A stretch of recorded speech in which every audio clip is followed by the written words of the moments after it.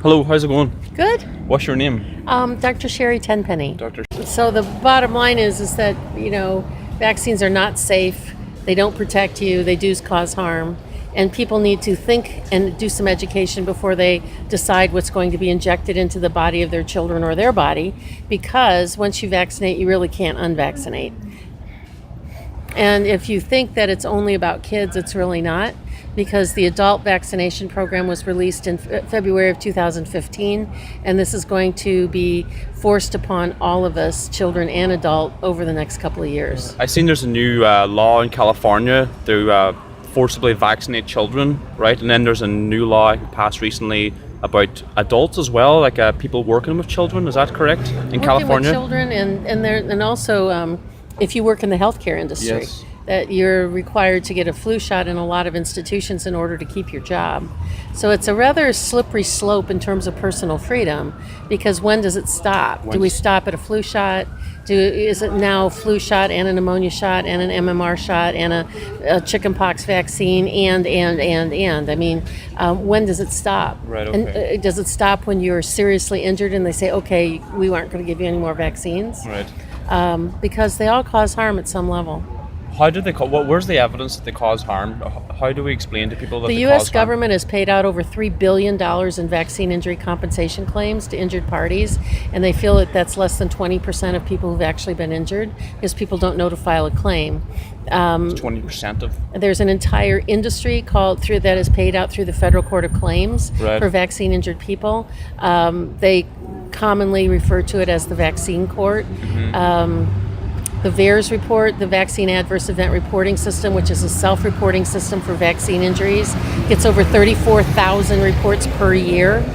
I don't know how much more evidence people need, but to just pull their head up out of their phones and start looking around.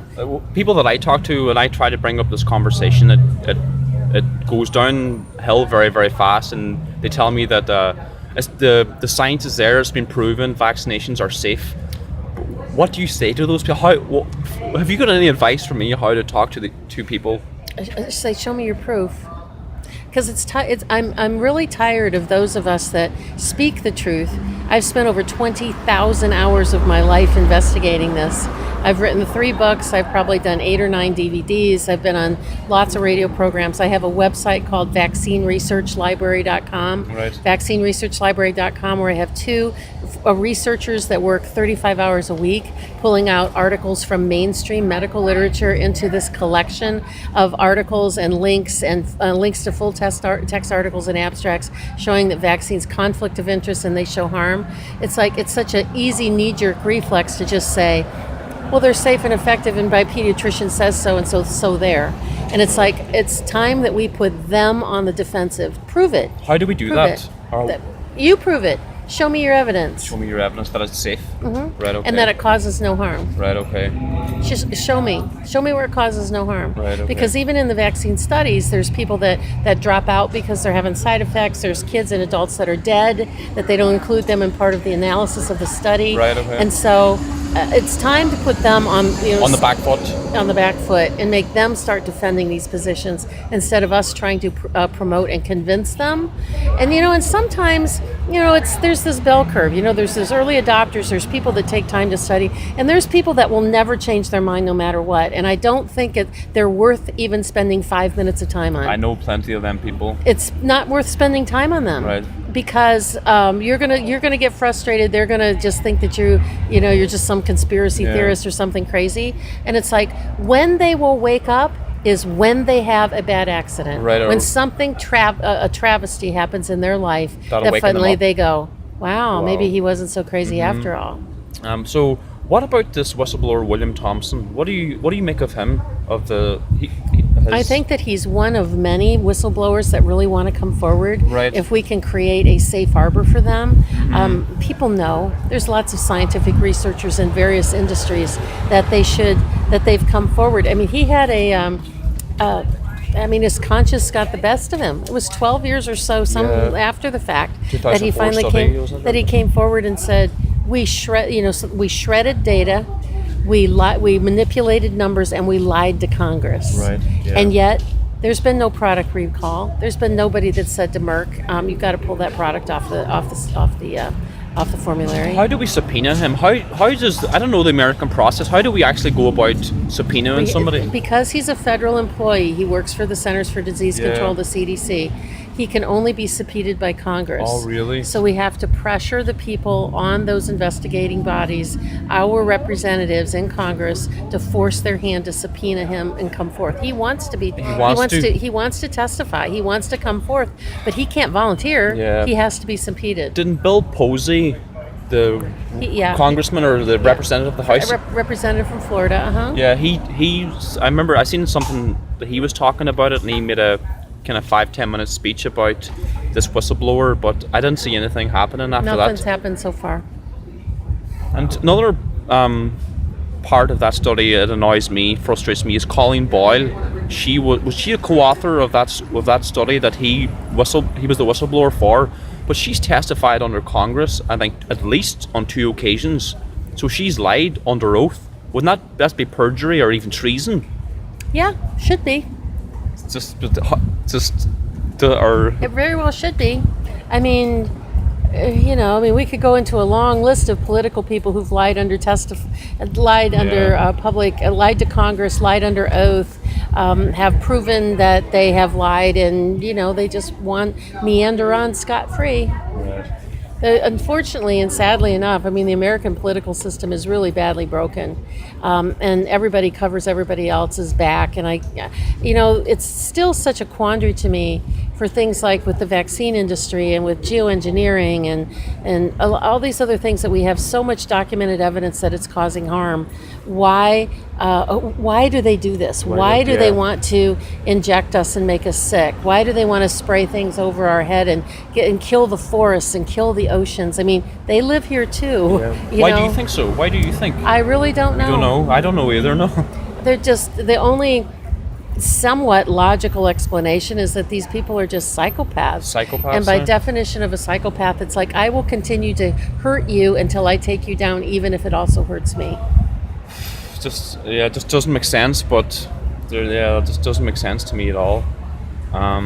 So is all vaccinations unsafe, or is it just the MMR, or they're all unsafe? All unsafe. What is it, because they're putting chemicals in the vaccinations, in all vaccinations? Yeah, people think that the only thing that's in a vaccine, like if you're getting a vaccine for, say, pertussis, right, that you just think that there's some pertussis antigen and some sterile water in there. So how can that possibly be harmful? But when you look at, there's the things that are in there, things like aluminum. The multi-dose flu shots still have mercury. They have polysorbate 80, which can lead to anaphylactic shock and infertility. There's Triton X100, which is a detergent. Oh my God. There are cells from aborted fetal tissue. There's animal cells. There's human DNA. They put this in the vaccinations? Yeah, well, they're not put in there, but the viruses, in order to create a viral vaccine, they have to be grown in a living tissue. And when they pull out the virus to make the vaccine, some of that living tissue comes with them and ends up in the vaccine. So we're injecting DNA from monkeys and cows and chickens and dogs and hamster oysters or hamster ovaries and insects. One of the flu shots is made from a compound called flu block, and the flu block is made from insect eggs. And all of that stuff is being injected into human beings. And there was just an article I just read yesterday that they are now they are going to now allow funding of taking human stem cells and combining them with animal cells to make something called a chimera. And a chimera is a combination of a human and an animal in order to do research with these things. So, you look backwards in time and you look at some of the mythical figures like Pan, who was like half goat and half human being. You really kind of wonder if maybe those that they call them a chimera, if maybe they weren't so mythical. Maybe there was something really real about those. You see in ancient stuff, you see like different forms of bodies, different heads, and different body types. So I'm from Ireland, and they just came out with a new study in Ireland. I'm not sure if you're aware of it. The first study in 14 years. 1 in 65 children now have a diagnosis of autism, and I read the study. It's a 200-page study, and they were like congratulating themselves on how good the study was. And I read through it, and not one mention of what could possibly be causing autism. Not a mention.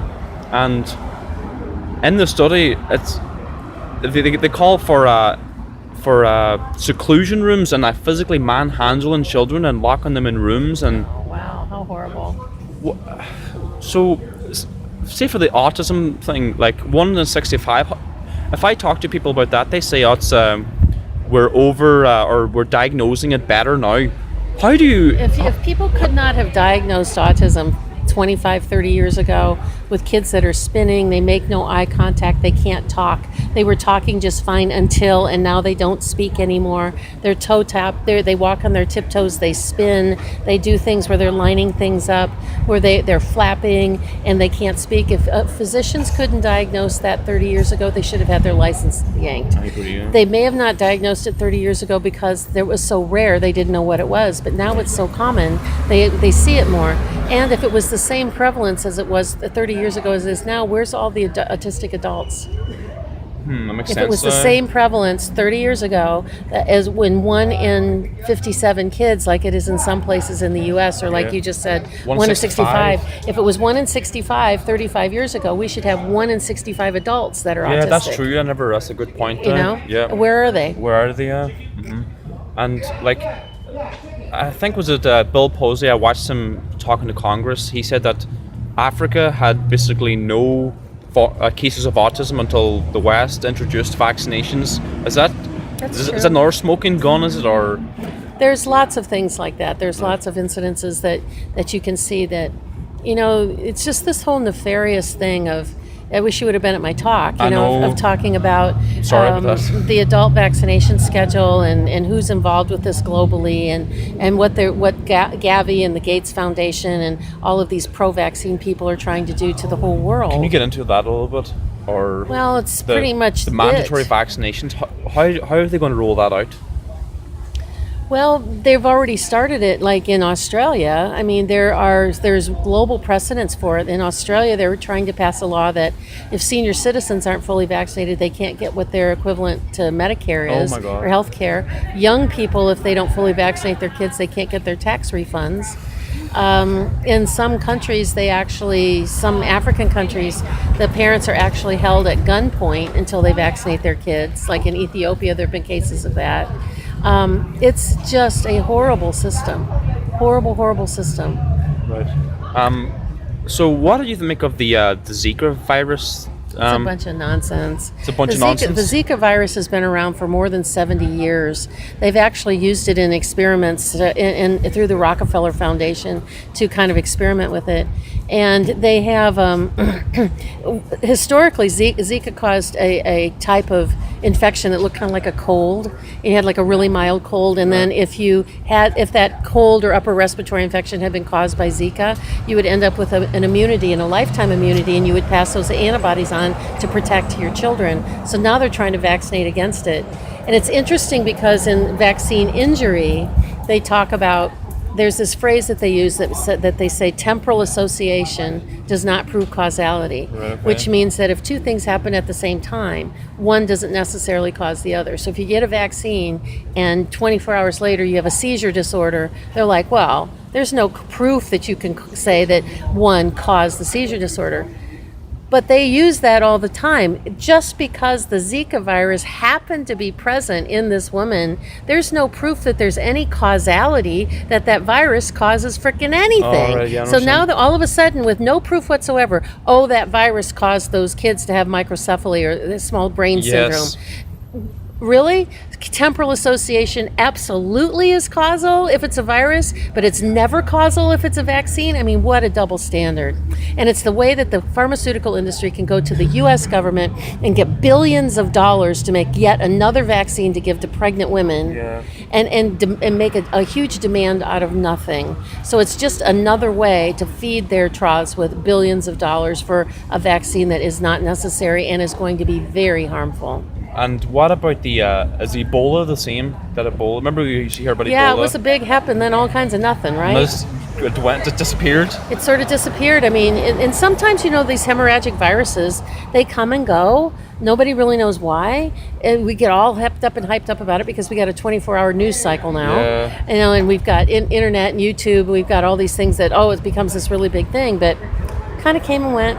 Now there's an Ebola vaccine that's under development, but Liberia, which is one of the countries in Africa that had the largest outbreak of it, refused to allow them to let them trial it because they said it's not necessary. Really? So thankfully, they didn't do that. Right. Okay. And I'm going to have to get going here in just a minute. Is there any more questions for you now? I'm trying to think. So, what would be your advice to me to fight this in, say, for example, Ireland? Or what's my best tactic to? Who should I go to just individually, or go to the top? Or you need to build your army. You need to have your support base of people that say not only no but hell no, and that they've done some investigation, and that people really do need to stop, think, investigate before they act. And if they do something simple like just read a package insert. I mean, I've put 20,000 hours of my life in, more than 20,000 hours over the last 16 years. Nobody's going to know this information to the level that I do, because who wants to spend 20,000 hours of your life learning it, right? Yeah. But if you can learn some simple sound bites, like vaccines aren't safe, they do cause harm, people are killed from them.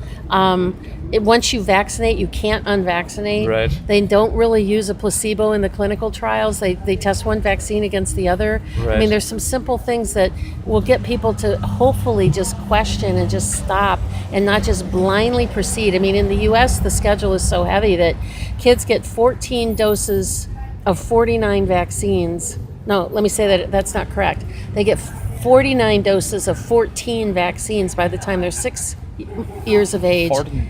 And 69 doses of 16 different vaccines by the time they're 18 years of age. So 69 doses of vaccines, people think that's harmless. That's like they're not thinking. And that's something that you could learn and just tell your people, do you realize that from the time a baby's born till they graduate from high school, they're going to have 69 vaccines? And most people will go, what? Yeah. Really? And when you start adding it up, then people start to question. Right, okay. All right. I'm trying to think if any more questions I have for you.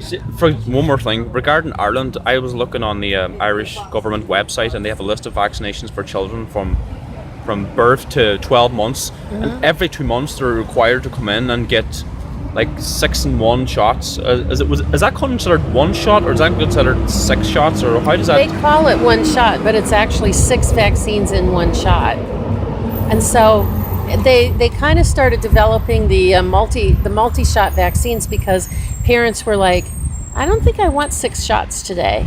So then they say, well, we'll just give them 1, even though all 6 of those are in the 1. So it's very deceptive. Right, okay. All right. Okay. All right, thanks so much for doing the interview. All right, thank you so much. Right. Good luck. Thank you.